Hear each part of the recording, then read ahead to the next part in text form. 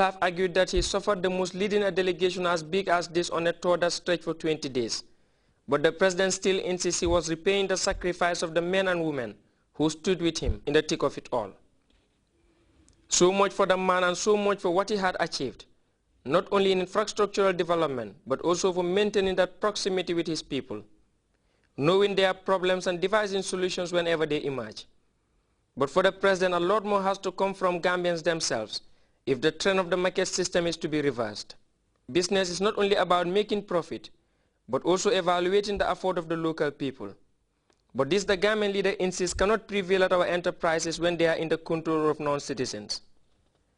The thrust of his message is the urgent need for the change of attitude and to abide by his principle of self-reliance. Nonetheless, he vowed to intervene one more time to offset the current price hike for essential commodities like sugar and meat.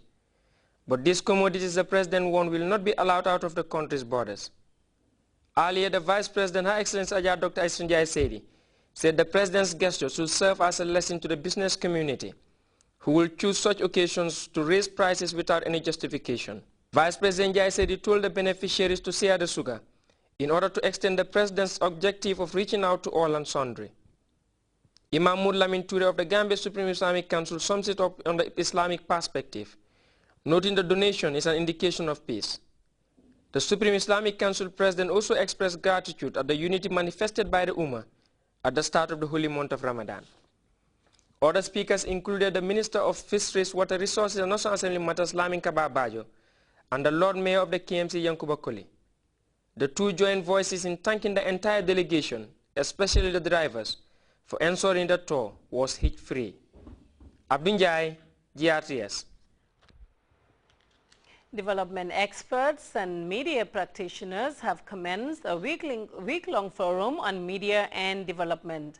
The synergy, organized by government in collaboration with the Commonwealth Secretariat and other development partners, forms part of the efforts to develop the capacity of media practitioners, as Atubajan Sar reports.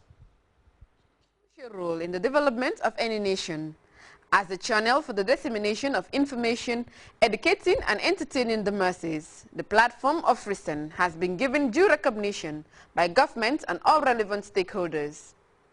With the team Media and Economic Development, the synergy that brought together delegates from ECOWAS member countries is to help enhance the capacities of media personnel within the African continent and the Gambia in particular, which much emphasis placed on partnership.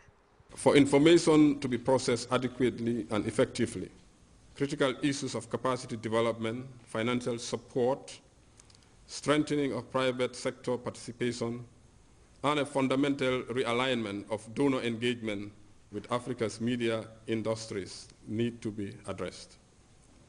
Moreover, it has to be recognized that the media is quite delicate and needs a substantial amount of professionalism and maturity to operate fruitfully in a bid to meet the aspirations of the people that it seeks to serve. Capacity building officials believe is critical in the development of any institution, and the media as a prerequisite to national development is no exception.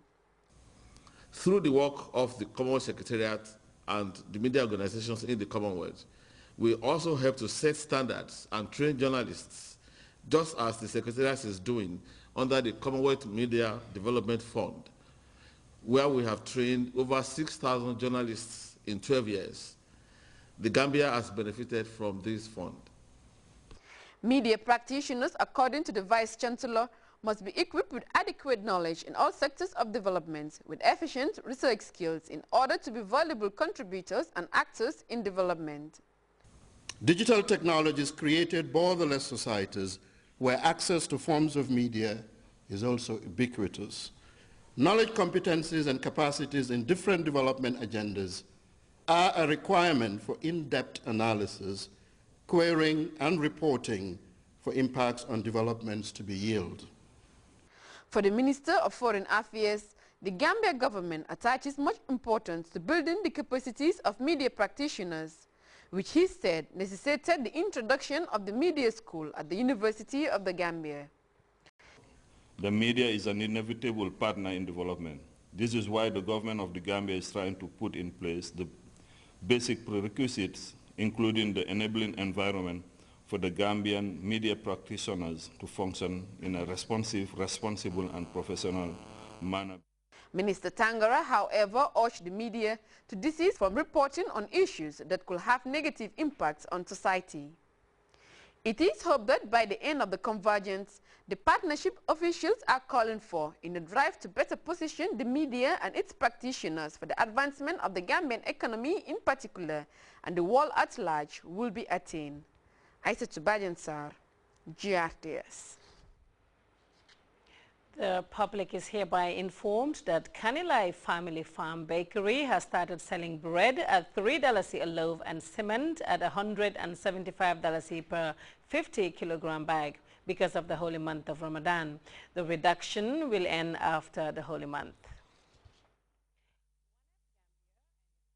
Members have started lobbying government to do what it calls join the team and ratify the Convention of Cluster Ammunitions. A number of countries last year signed the convention outlawing use of the weapons that harm civilians long after the cessation of the hostilities. Aissatou Dabo was at the anniversary celebration where sporting activities took center stage, and this is her report. The Convention on Cluster Munitions, CCM, is an international treaty that prohibits the use, transfer, and stockpile of cluster bombs, a type of explosive weapon which scatters submunitions over an area. These kinds of bombs pose a threat to countries, especially those experiencing unrest. Cluster munitions have been identified as the largest cause of disabilities in the world. The fact that the Gambia does not produce, stockpile, or use cluster munitions is in no way an excuse for us not to be members and parties to this very important convention.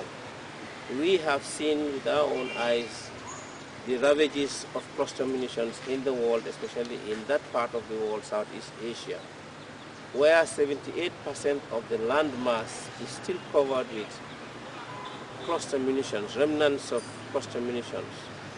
And we thank God we don't have that in the Gambia, but we wouldn't still lie on our laurels and say, no, we don't have them, so we're not interested. No.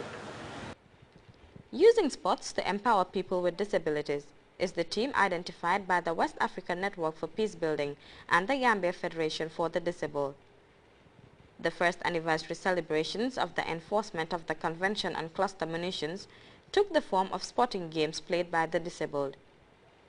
The global team for this year's anniversary is Join the Team. Participants were divided into two teams. BCC played against KMC on the wheelchair basketball, while Manchester played the Red Devils on the goalball game played by the visually impaired. For Mohamed Kora, it is not all about the fun involved, but also a way of campaigning for the ratification of the Cluster Munitions Convention by the National Assembly. We organize sporting events for people to be sensitized through sports as to the cluster munition, the convention, because we understand that the convention is already signed by the Gambia government and plans are in hand for it to be ratified by the National Assembly, after which, together with government, just as today we are together with government, but after that we will work closely with government representatives to implement the campaign, because it is going to be an advocacy. We are going to campaign to see that it is not only banned, because we understand also that it is banned, but it is banned and people eradicate it. Nobody is using it. Pamela Cole is the National Network Coordinator for WANEP. For Cole, the Gambia signing the convention in Oslo in 2008 was a giant step, but more needs to be done in order to have it ratified. WANEP was also at that meeting when this convention was being signed. It was a historic event for us here in the Gambia because we also signed the convention. We're in the process presently to ratify the convention. The first draft bill the draft of the bill has already been done, and we are working steadfastly to get the process to the very end, that is the ratification of the convention. Juliet Lewis Walker thanked the Ministry of the Interior and Defense for their